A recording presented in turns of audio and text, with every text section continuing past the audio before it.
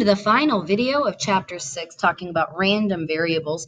This video, we're actually discussing the binomial and geometric random variables. So, in this, you've got to be able to... Don't know what just happened.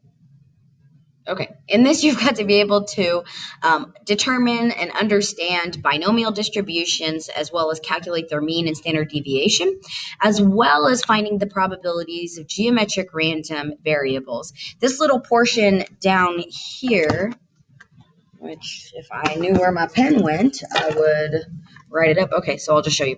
This little portion right here, using the normal approximation of the binomial distribution to calculate probabilities. This isn't tested, so even though I've got a slide for it and it's in your printout, I will show you that this is not information you need to know. So I've got a big old X on that screen. All right, so if we've got the binomial setting, so before we even go into a new acronym, consider the following scenarios. So if you toss a coin 5 times and you count the number of heads, we've got a scenario there. What about if I spin a roulette wheel 8 times and I record how many times the ball lands on a red slot? And finally, what if I think of taking a random sample of 100 babies born in the United States, in U.S. hospitals, and I count the number of female babies? Okay, so if I consider these 3 scenarios, what do I notice that they have in common? In effect, I noticed that there is a fixed number. I tossed my coin 5 times. I spun the roulette wheel 8 times. I took a sample of 100 babies, okay? I was looking for a fixed answer every time. I wanted to know the heads. I wanted to know the red slot, and I wanted to know the females. I was looking for a fixed, what we call success, every time, and each trial was independent. Every time I flipped that coin, it reset. It wasn't, the next outcome wasn't dependent on the first. Every time I spun the roulette wheel, it reset. And every time I took a sample of 100 babies, each baby is its own new trial. Okay, the next baby's birth has nothing to do with the first baby's birth. So these are what we call binomial random variables. And you can read all of this, but to make our life easier, we've got a new acronym. So our previous acronyms were cussing, dealing with quantitative data, duffing, dealing with 2 variable data and scatter plots, and now when we deal with binomials, we're gonna bins. Pretty easy, binomial, bin, a little bit easier. So B stands for binary. Is it yes or no? Is it success or failure? However you define it. With the coin, is it, heads is a success, tails is a failure. With the roulette, red slot is success, black slot is failure. With the babies, female is success, male is failure. Okay, and so I stands for independent. Are the trials independent of one another? Great. N stands for number. The number of trials, was it fixed in advance? I'm not going to say I'm going to toss my coin 5 times and then I didn't get the probability I want, so I'm going to toss it 5 more times. It doesn't work that way. I had to have a set number of trials to begin with for this to be truly binomial. And finally, success. There is the same probability of success of each trial. When I flip that coin, I have a 50-50 chance of getting heads.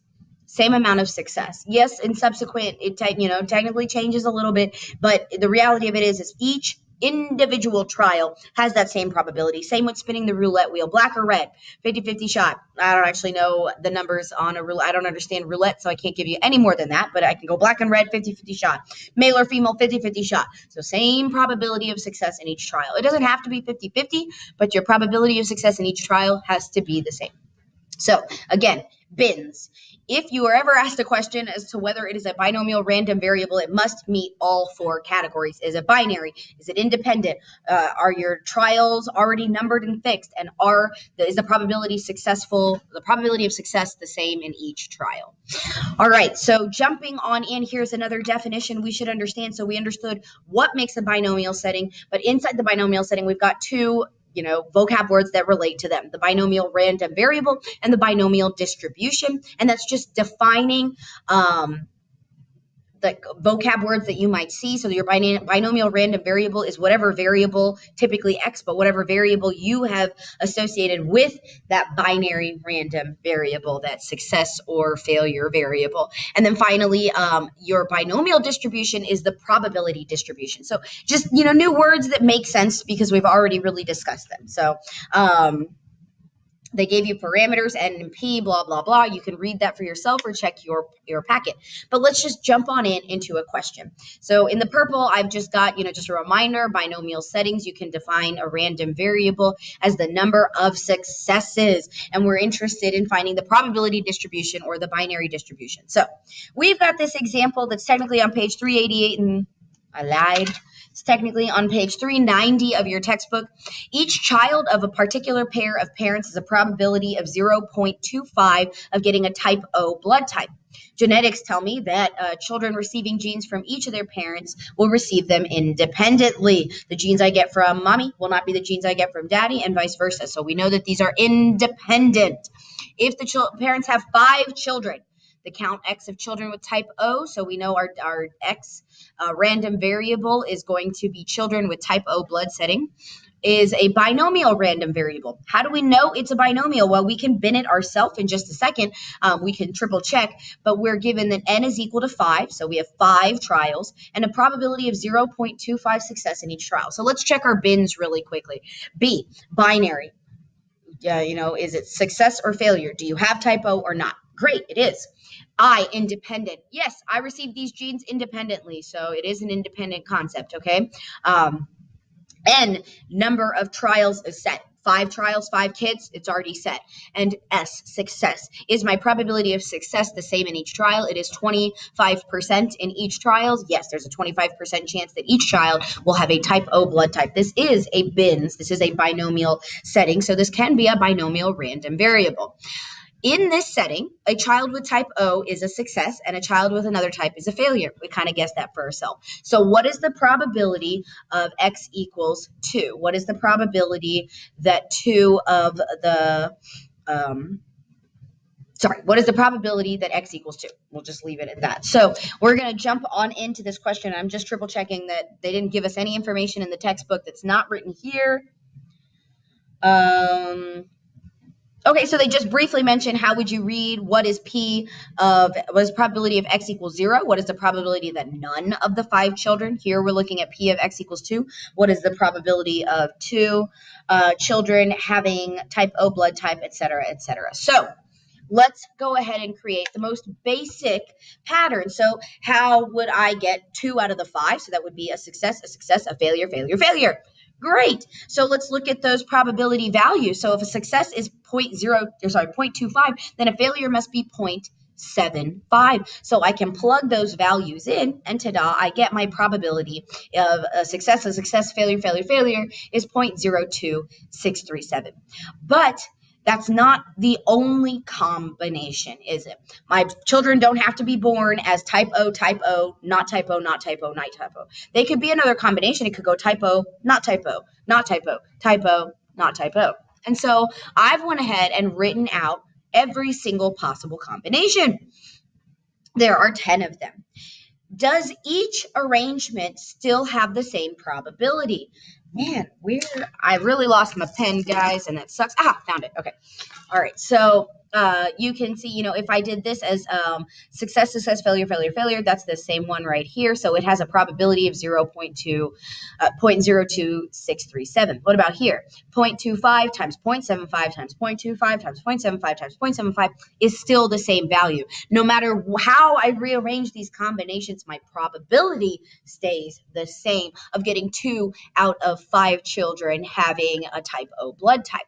So in order to account for actually the P of X equals 2, I have to account for every combination. So I'm going to take each individual probability and multiply it by the total number of combinations. And in this instance, it's 10. And so I end up with a true P value, a true probability of 2 out of 5 children being 0.2637 or 26.4%. So there's a 26.4% chance that there's a 26.4% chance that 2 of the 5 couple's children will have a type O blood type. There's my end sentence. All right. In that previous example, we did any arrangement of 2 S's and 3 F's. So we had the same probability, and all we had to do was multiply it by the total number of combinations. That was great. So using that same information, you notice that the math didn't truly change. We just had to account for the combinations. So based off of this, they created this theory, this concept, they created some formulas. So we're going to look at some formulas right here. You can generalize P of, your binomial random variable equaling X, where X is the number of, or K is the number of successful trials. Then your probability is arranged by this formula right here. Number of arrangements times P to the K times the quantity 1 minus P raised to the N minus K. Great. This formula right here, the number of ways of arranging K successfully is also called the binomial coefficient. So specifically, this right here, the number of arrangements is represented by this, the binomial coefficient, and if this is represented by this formula right here, and the exclamation point represents factorials. But you can totally solve this for yourself, and eventually you'll recognize some of the binomial coefficients and what they just are. 5 will always be 1, etc., etc. However, the TI Nspire is so wonderful. It calculates your binomial coefficient for you. So does the TI-84. And so we will go over calculator stuff in class. If you are unable to get into class, you can either Google it for yourself, or in the back of our textbook, there are TI Nspire tutorials for every single chapter. So I would just focus on the TI Nspire tutorial for chapter 6. They review how to calculate mean and standard deviation if you put in all of your data points into lists and spreadsheets. And they also go over how to calculate the binomial coefficient, binomial probability, and the geometric probability. But we will go over those together in class. So the binomial coefficient counts the number of different ways. And so we set it out for ourselves that, there were 10 unique possibilities of type O blood type. But you can't always calculate, just do combination sets to figure out your number of combinations. Sometimes you have massive sample sets and, they're massive combination sets, so you need the math to do it for you. And so, you can either calculate it yourself using the formula, or you can just let the calculator do it for you. I recommend that. So the calculator will calculate this coefficient and this probability. And so you kind of just put those together to get your, went backwards. To get your values. And so just breaking this down again, this is the number of arrangements of success. So this is what I keep calling our combinations. This is the probability that you were given, and it's raised to the total number of successes you're looking for. So if you recall, that was 0.25 squared. We had that. Then we did the probability of the failure. In our instance, it was 0.75, and it's the opposite of what you have left. So if I had a total number of 5 trials, then what's left over, if 2 of them must be successful, what's left over is 3. So again, I'm breaking this down, and this first value was 10. So I'm breaking down our example based off of this formula, so you can clearly see, even though the formula looks ugly and scary and messy, it really is as simple as breaking it down by, the number of combinations times the probability raised to the number of successes times the anti-probability raised to the number of failures. I mean, that's in essence what we're talking about right there. But again, we're going to use a calculator. So here are some basic steps for how to find binomial probabilities every time. First, you're going to state your distributions, values of interest. You're going to declare your binomial random variable. You're going to declare your probability, the number of trials, blah, blah, blah. You're going to make everything nice and clear. Then you're going to calculate doing either. You're going to calculate the binomial probability formula, or you're going to use your calculator. Okay, so in this particular example, I'm pretty sure they've got the formulas written out, but I am going to focus on the calculator version in class, and then finally answer whatever question they asked of you. So here we have an example that is relating still to, okay, here we are. Here we have an example that's still relating to those type O blood types. And so each child of a particular pair of parents has a probability 0.25 type O. We know that. We know that we have 5 children, and so that's our number of trials. So find the probability that exactly 3 of the 5 children have, here we go, exactly 3 of the 5 children have type O. And then part B, we're going to say, should we be surprised if more than 3 of the children have type O? In order to find this, you need Px is greater than 3. And so if you're looking along in your textbook, this is on page 393. And so let's go ahead and dive on in. So the very first thing it told us to do was, in order to solve these, we were going to state our information, calculate, and then answer our question. So stating our information, we are going to say that X is the number of children with type O blood type. We know X has a binomial distribution with N equals 5 and P equals 0.25. So we've stated everything we know. Great. Now let's do some calculations. So this is our total number of combinations. We have an N value of 5 and a K value of 3, and that's the number of successes we're looking for, Again, it's going to match this number right here, the number of successes we're looking for. This is the probability raised to the power of successes, so 0.25 raised to the power 3. This is the anti-probability raised to the power of failures, so 0.75 squared. So we end up with the 10 times 0.25 cubed times 0.75 squared, and you get a probability of 0.08789 or 8.8%. So let's go ahead and do part B.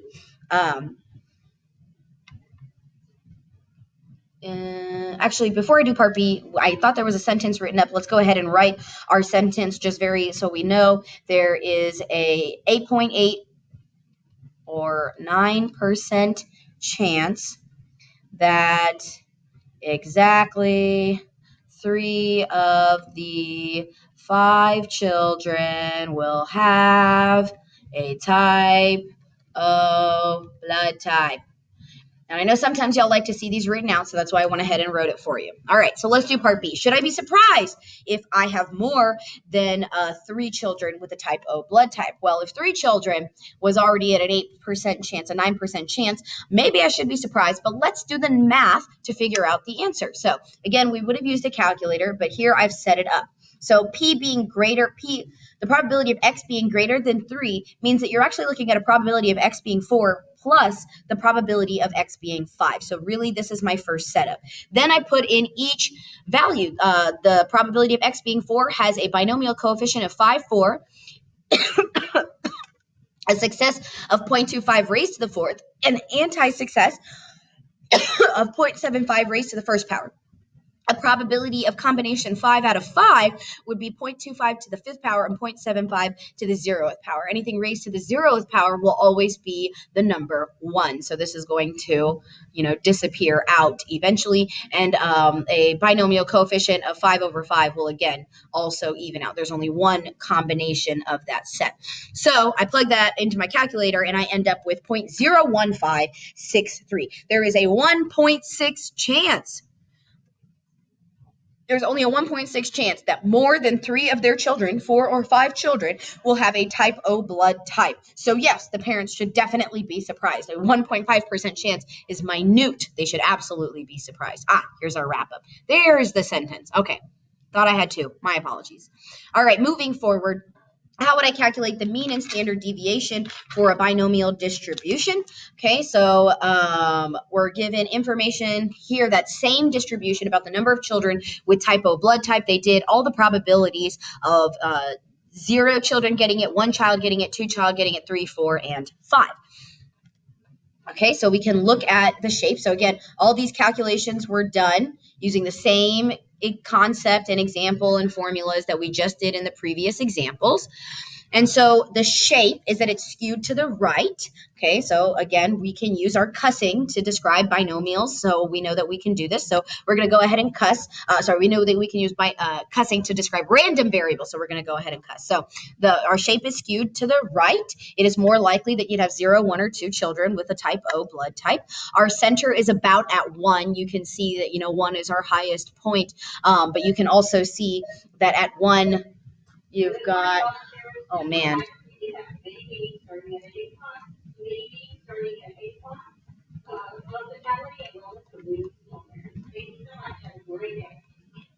Okay, we don't want to talk about the mean. We can absolutely calculate the mean, which we did here.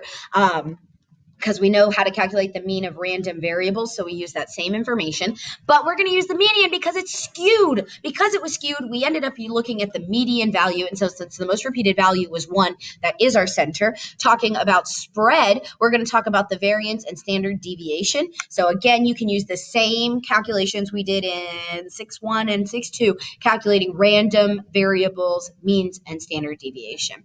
And Unusuals, I don't really see anything that would, pop out at me as an unusual. So I'm just going to go ahead and wrap that screen up. Moving forward, there are some formulas, so we could calculate it like this. However, because I know it is a binomial random variable, we have these two unique formulas. I can actually calculate the mean, multiplying it by the number of trials by the probability of success, and I can actually calculate my standard deviation, or the variance if we squared it, but the standard deviation by the square root of that mean times the anti-probability. Oh my God, they've got another announcement.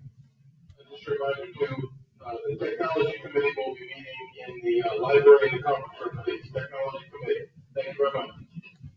Technology committee. Okay, so remember, these only work for binomial distributions. It doesn't work because it's a random variable. It doesn't work because it's going to be geometric. It doesn't work because it's normal. It works because it's binomial and only binomial. So you will never use these formulas for anything else except binomial random variables, mean and standard deviation. So if I'm looking at example on page... where you at, Mr. Bullard? Okay, 399. You're looking at Mr. Bullard's AP Statistics class, and he has 21 students. We know that you have a probability of 1/3 chance of correctly identifying the different types of water by guessing, because he's asking his kids to tell whether it's tap water or bottled water. And N is going to be 21 because we have 21 students, so there are 21 trials. So can I calculate mean and standard deviation based off of that? I sure can. So the formula for mean, again, is your trials by your probability. So 21 times 0.333 repeating is 7. And your standard deviation is going to be the square root of that mean, so 7, times the anti-probability. So instead of 1/3, it's 2/3. So we end up with 7 times 2/3, and square root that, you get 2.16. So if we were guessing, we'd expect about 1/3 of the students to guess correctly. Does that make sense? Yeah. And if the activity were repeated many, many times with groups of 21 students just guessing, the number of correct identifications would differ from the average of 7 by 2.16. So they've given you your standard deviations. And again, that is the same wrap up about standard deviation we have done since the dawn of time. No, I'm just kidding. Since we have started statistics and learning about standard deviation, it always is about that difference from the mean. You tell me the difference and you give me information about the formula, the problem. And since we're talking about random variables, you're going to tell me that if this activity was repeated many, many, many times, you're always going to mention that this numerous repetitions. Okay. So let's talk about that 10% condition rule. So you can read up on this page, but really when you take a simple random sample of size n with a population from original n, you can use the binomial distribution model to count the successes. So, can I take a binomial distribution and model it to real world sampling? That's in essence what they are kind of referencing here. And I think I don't have an example of the 10%. But darn, I thought I did. Okay, I do. It's on page 402, but I don't have a slide for it. So perhaps in my addendum video or in class, we'll go over that. So I do want to go over the example on page 402. All right, so here is the stuff. You don't need to know how to do normal approximations for binomial distribution in AP Statistics. It's an important thing to know for statistics, but it's not important for AP Stats. So this would be on you if you want to learn this information. And finally, let's talk about geometric settings. So we talk about bins and binomial settings, but what happens when the number of trials isn't fixed, or what happens when you're just repeating the behavior to get your success? I don't know the success, or it's not a set success. I want to repeat it until I get that success. Then that's what we call geometric. Again, if I've got a geometric setting, then of course I have geometric random variables and geometric distribution. You can read up on those just to see if there's any differences. It is important to know. Basically, it's important to know the difference between binomial and geometric, and neither. And I would recommend that you go to Khan and do their practice under Under stats, under geometric settings, there was something about comparing binomial versus geometric, and it gives you example studies, and you have to kind of say, is this binomial, is it geometric, or is it neither? I think that's a really good practice setting for questions, or if you have to do it more than once, but I think it's a really good practice setting to really get the definition between binomial and geometric. You just see a few different types, and you're like, okay, I'm starting to pick up. Binomial is always going to bend, and geometric is going to be if you're just keep on trying until you get that chance, that success probability that you're looking for. So if we're looking at the example on page 405 and 406, the lucky day game. So is this your lucky day? The teacher gave students, what are those called? Pretended like we had fortune cookies. Oh my God, I couldn't think of the word. Pretended like we had fortune cookies, but really we used a random number generator to select stuff. And so you're kind of gambling with numbers and they're checking it out. So you can read up on that activity on page 405, but we wanted to really discuss the geometric setting of this activity. So the random variable is going to be y, and it's the number of guesses it takes to correctly match your lucky day. And what is the probability the first student guesses correctly, the second, the third, and what is the probability of the kth student? So any numbered student. So first we're going to calculate the probability of y equals 1, and we're going to use our geometric random formula, which have I shown that to you yet? I haven't. Okay, so this is an investigative task so we can create our formula. Okay, so if I want to know the probability of y equaling 1/7, so 1 out of 7 days, so, where's my probability of y equals 2, I guess it, the second student guesses correctly, then that would be a 6 out of 7 times 1/7, probability of 3, and et cetera, et cetera. So you can kind of see where these values and how this pattern eventually represents this formula down here. So the probability formula for geometric versus binomial, A, doesn't have a coefficient because we're not dealing with combinations because we don't have a set number of trials, but it does have a similar formula. Here you have that, where's my pen? Here you have that anti probability, but this time instead of k minus n, because we don't know the number of trials, it's just k minus 1 times the actual probability. And so let's go ahead and see what that looked like. And so here they've already done each probability. So probability the first student guess, probability the second student guess, third student, fourth student, fifth, sixth, and so on and so forth. So we can go ahead and cuss this out. Here's the shape. It is heavily skewed to the right. You are way more likely to approach value 1. You're way more likely to guess in the first half than you are to guess in the second half or the latter half. We can get the mean, and we guessed that it would take 7 guesses. We can get the spread of our standard deviation, and we can keep on going. So how did I calculate the mean, and how did I calculate the standard deviation? So the mean was calculated using this formula down here. It is simply, your mean is simply going to be 1 divided by p, your probability, and that's how we got 7 so quickly. Oops. Go back. And our standard deviation, we calculated... we don't have a set formula. I believe that came from our calculated values. Yeah, I think they did out all of the successes or an infinite value, and they did like a list and spreadsheet calculation for their standard deviation. So what does all this mean? We expect that it would take 7 guesses to get our first success, and since the standard deviation is 6.48, if the class played the lucky day game many times, then the number of homework problems a student would receive would differ from the average by 6.48. And so, if you wanted to kind of wrap up about that lucky day game, so some teacher gives 10 problems for homework, or you can play the lucky day game. And so any student is selected at random and asked to pick a day of the week. And if they use a random technology generator, to pick a day of the week as well, if the student and the technology pick the correct day, the class only has 1 homework problem. If they pick the wrong day, then the teacher moves on to a second student, and then they get 2 homework problems, and then a third student, then they get 3 homework problems, a fourth student, etc., etc. And so that's kind of what that lucky day game was. That's why there's first, second, third, fourth, fifth, sixth. So what's the probability that the very first student who walks up to that teacher guesses Monday, and then the random number generator also pulls up Monday? Then that's a very low chance of true success, but in those first few guesses, you have a high chance of success, and that's why it is rated as such. So here's what we did. We talked about binomial. We binsed it, binary, independent, number of trials, and success is always the same.